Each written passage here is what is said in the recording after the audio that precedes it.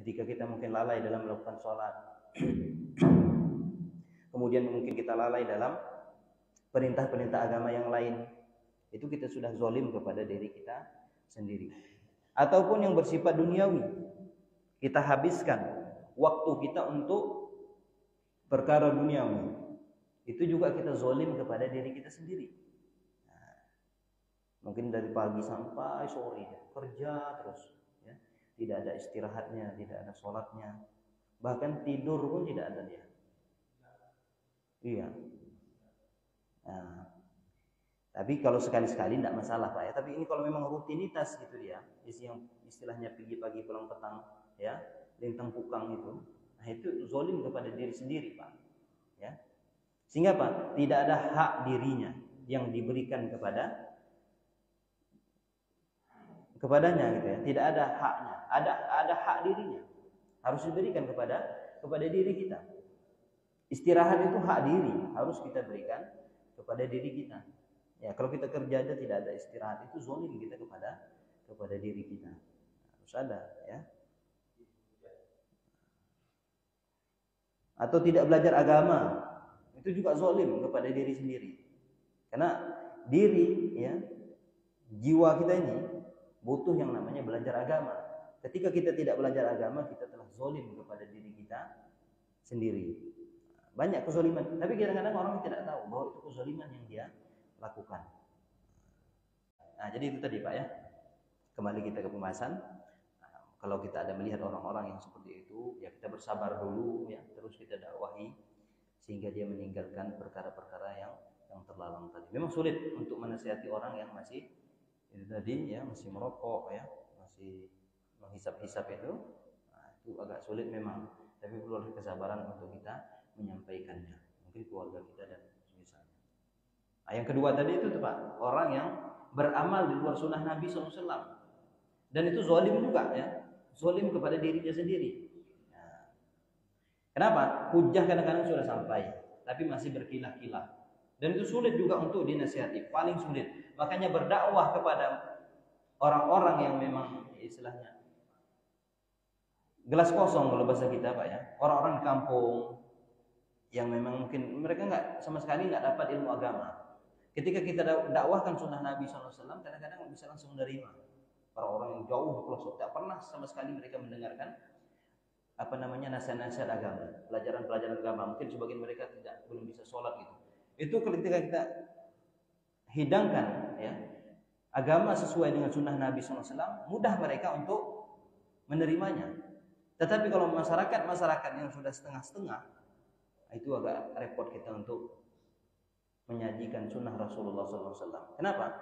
Karena mereka merasa asing, bertolak belakang dengan apa yang mereka amalkan selama ini begini, dan ini mereka yakini sebagai agama.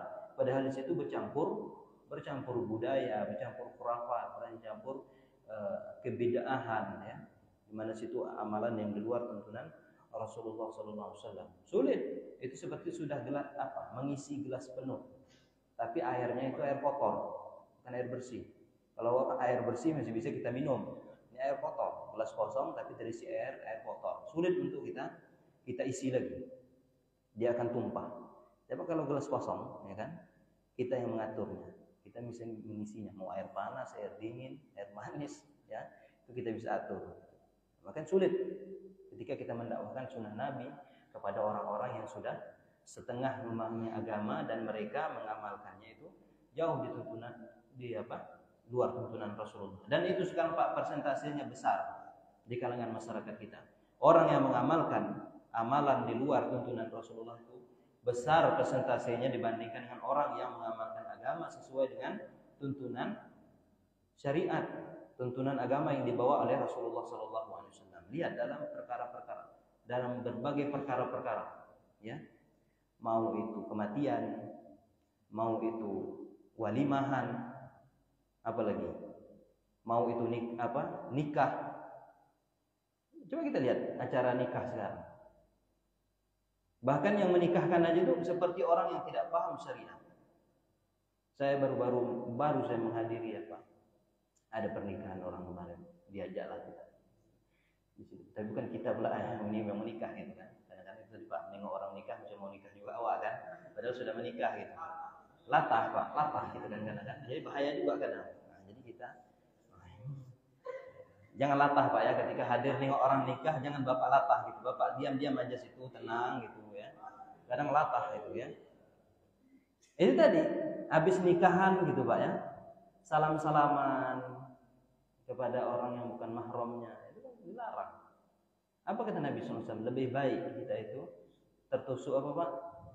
Besi panas daripada kita menyentuh atau bersalaman kepada orang yang bukan mahram kita. Sampai tuan kadinya pun bersalah. Itu kan berarti dia tidak mengetahui tentang hukum agama.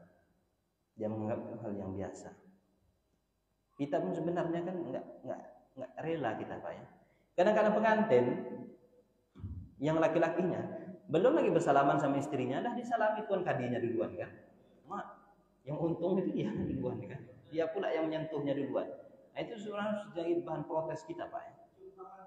Iya. Nah, itu kan udah lengkap gitu ya. Suaminya belum lagi menyentuh istrinya, padahal sudah ijab kabul. Nah, tapi sudah disentuh oleh tuan kadinya.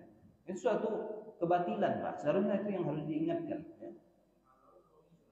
Makanya kadang perlu dipertanyakan juga itu ya. Apakah mengerti syariat atau tidak itu? Berarti itu sudah diutus itu ya untuk ya menikahkan orang apa semua. Tapi dia bisa tidak paham agama. Nggak ngerti kita, cuman apanya pelajaran dia itu. Itu kan suatu yang jelas gitu ya. Nas Nabi SAW, larangan-larangan.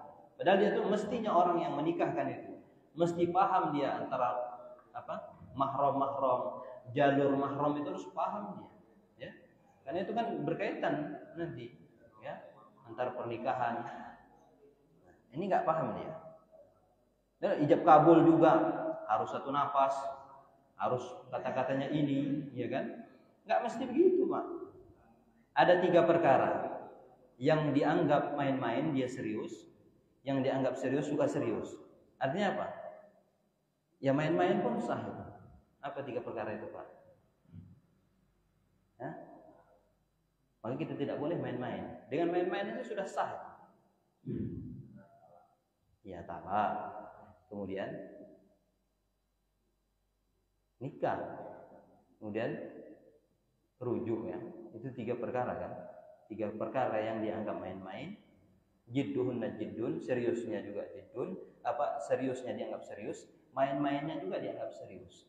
Makanya tidak boleh kita main-main gitu ya. Nah, nikah itu kan kalau main-main saja. Kau nikahkanlah kau dengan anakku. Ya saya terima Pak. Udah sah itu Pak. Ya, tinggal dia bayar maharnya. Ya, selesai. Jangan main-main ya. Nggak boleh. Atau kita punya anak kecil, nanti main-main kita, anakku ini aku nikahkan aja sama kau nanti gitu. Kalau sudah dewasa, itu sudah sah Pak. Dewasa nanti boleh bapak bawa anaknya. Jangan main-main dengan dia. Talak begitu juga, ya. Jangan mudah-mudah. Talak kau. Itu sudah jatuh talaknya, ya. Nggak boleh kita main-main. Itu perkara yang serius. Tak serius dianggap serius. Berarti serius betul itu kan. Nah, itu kan main-main perkara. Nggak perlu kita ulang-ulang sampai kadang-kadang kesian orang tuanya itu ya. Ulang Pak, salah Pak katanya kata-katanya. Aku nikahkan. Panggil pula si Dodi, iya Pak katanya kan.